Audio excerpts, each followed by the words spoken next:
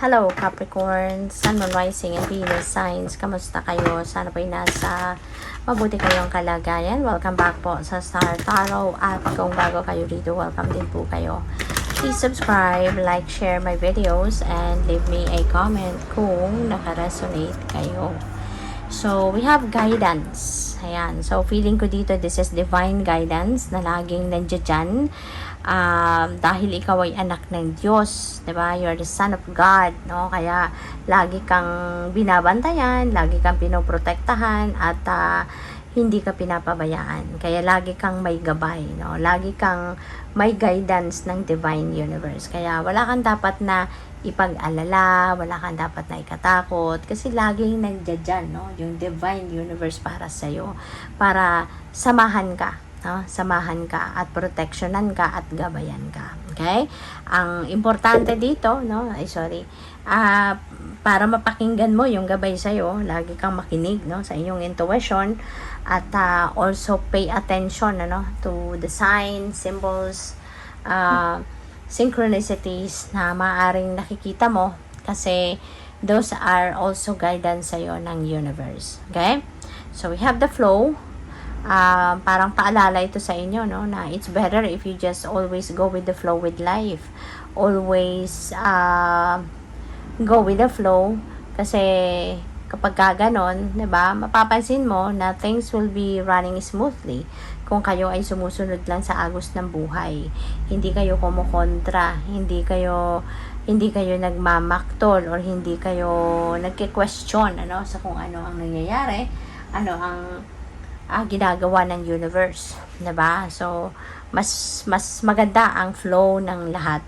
Mas magiging maganda ang ang sitwasyon mo sa buhay kung ikaw ay you're just going with the flow with life, kasi ibig sabihin doon you are also surrendering, diba? You're also surrendering to God, to the natural ebb and flow of life, and ibig sabihin din niya na nagtitiwala ka sa Kanya, diba? Nagtitiwala ka sa Kanyang plano para sa iyo.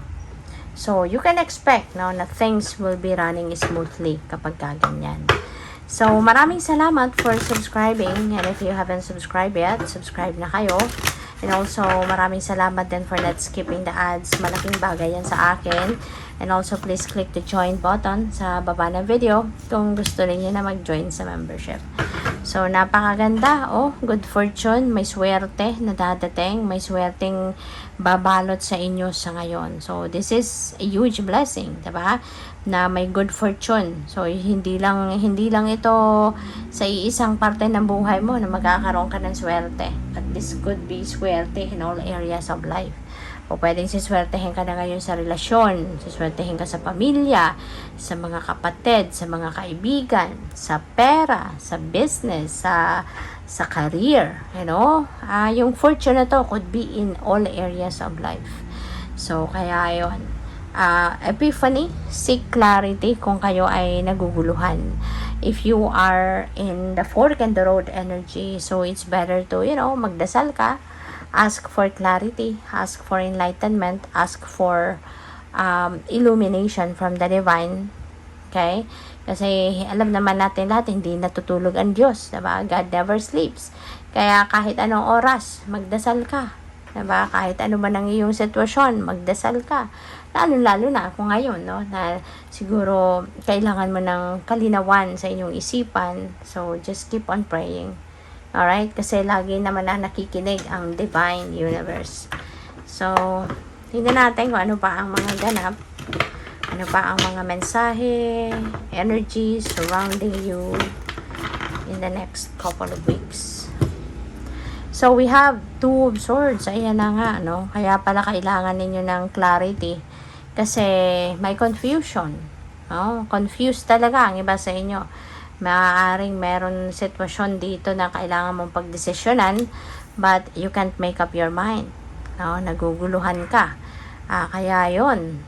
It's also going to help you, no? Kung ikaw kunyari ay magdadasal, if you're going to rest, take a time out, kung ano man ang pinagkakabalahan mo, para makapag-focus ka sa sarili mo, para makapag-declutter ka muna ng isip mo. Baka ang daming mind chatter, no? Ang daming kung ano-ano na nasa isip mo, nakakapagpagulo lang ng isip mo lalo.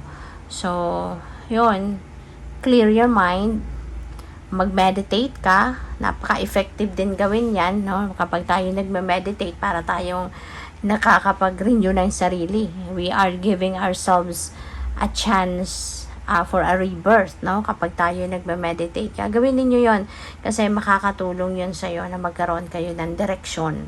Okay?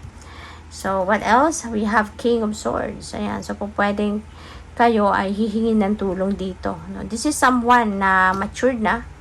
Diba? Matured by age. Emotionally matured. Diba? Pwede rin na meron siyang pwede rin na ito ay isang professional. Meron siyang expertise na related, no, doon sa kung ano man ang pinoproblema mo or ano man ang kailangan mong pagdesisyonan. Maybe this person has an expertise na linked to that, kaya pwedeng siya yung kakausapin mo. So, this could be anyone. Pwedeng manager mo yan, pwedeng professional yan, pwedeng kunyari, kung pera ang problema mo, maaaring ito ay financial advisor, pwedeng isa siyang bank manager, mga ganyan ba. So, this could be anyone, no, na kailangan mong kausapin para na matulungan ka, mabigyan ka ng professional opinion, professional advice. This could be a person as well, no, na pwede kasing manager mo din yan, no, pwedeng isang consultant, ganyan. So, yeah, this person has a has authority and power, you know. Pwede rin siya na isa siyang, alam mo yun, nasa mataas na posisyon sa trabaho ninyo. Pwedeng ganun. So, strength, maging matatag ka lang, kaya pa katatag ka, gisingin mo yung inyong inner strength, yung bravery, yung courage ninyo, yung confidence ninyo. Kasi kapag gaganon, kahit anong problema ang dumating sa buhay mo, hindi ka nito mapapatiklop ng basta-basta. 'Di ba? Kaya kailangan magtiwala ka, tanggalin mo yung takot sa sarili mo at convince yourself na kaya mo to, dahil totoo naman, kaya mo naman talaga yan.